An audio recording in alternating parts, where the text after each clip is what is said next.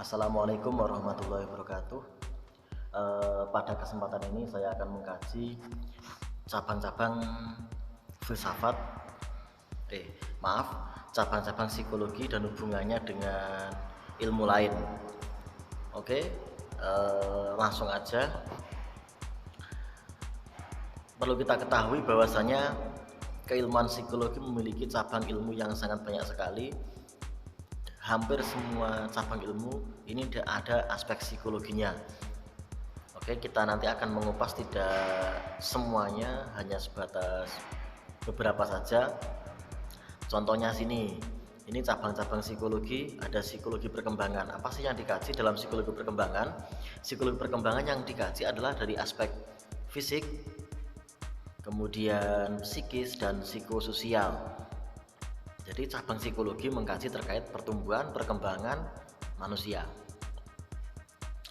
Kemudian ada psikologi pendidikan. Pendidikan juga ada aspek psikologinya, diantaranya yang dikaji adalah aspek-aspek pembelajaran dalam lingkungan pendidikan, seperti motivasi, prestasi belajar, minat bakat, proses pengajaran. Proses pengajaran di sini sama sih, ada metode pembelajaran dan lain sebagainya. Kemudian teknologi pembelajaran maupun lingkungan pembelajaran. Semisal contoh ada pengelolaan kelas, bagaimana guru bisa mengelola kelas, harus mengetahui keilmuan secara teori maupun keilmuan secara psikologi. Metode pembelajaran pun juga demikian. Guru akan dikatakan sukses dalam mengajar ketika menggunakan aspek psikologi juga. Apa sih kebutuhannya dari siswa? Apa yang dirasakan guru? Apa yang harus dilakukan dalam menggunakan metode. Oke, lanjut.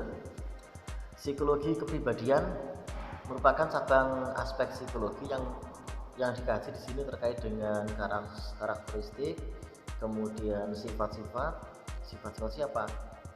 Individu tersebut, manusia, karakternya, tipe-tipe maupun faktor-faktor yang mempengaruhi pembentukan pribadi, perkembangan pribadi.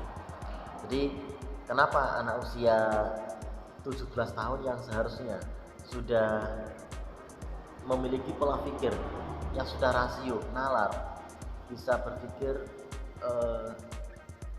bisa bersosial dengan teman-temannya. Nah, tapi kenapa anak tersebut kok belum bisa? Apa keganjalannya? Apa faktornya? Ini dikaji dalam psikologi kepribadian.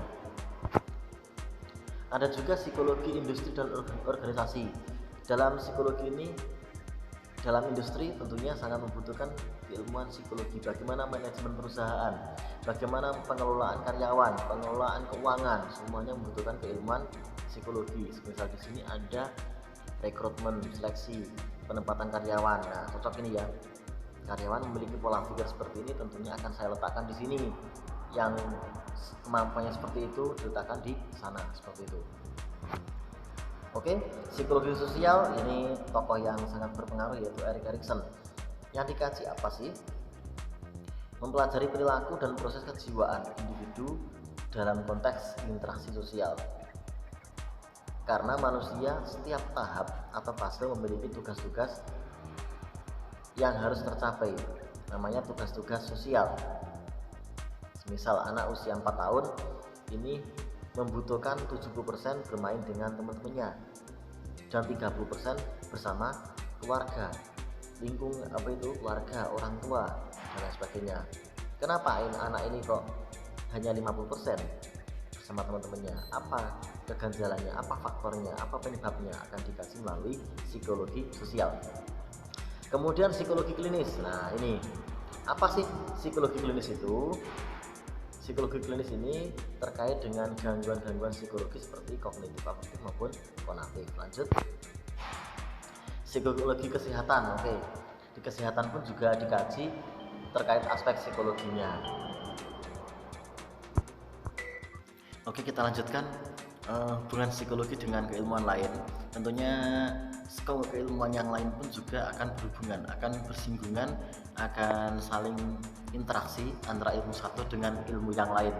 Semisal contoh ilmu psikologi ini, ilmu psikologi pun juga demikian, juga bersinggungan dengan keilmuan-keilmuan yang lain. Contoh kecil ini, ada ilmu biologi. Ilmu biologi mempelajari terkait dengan kehidupan jasmaniah manusia dan hewan yang dilihat dari objek materialnya terdapat bidang yang sama. Jadi kalau biologi mempelajari terkait fisiknya manusia, sedangkan psikologi yang dikaji terkait psikisnya. Nah, ini kok berhubungan, kenapa? Karena apa? Karena di dalam fisik manusia ini juga akan outputnya dari psikis. Perilaku manusia akan nampak melalui fisik. Yang diteliti si psikis, yang diteliti jiwa psikis, tapi akan muncul melalui fisik. Misal seperti ini.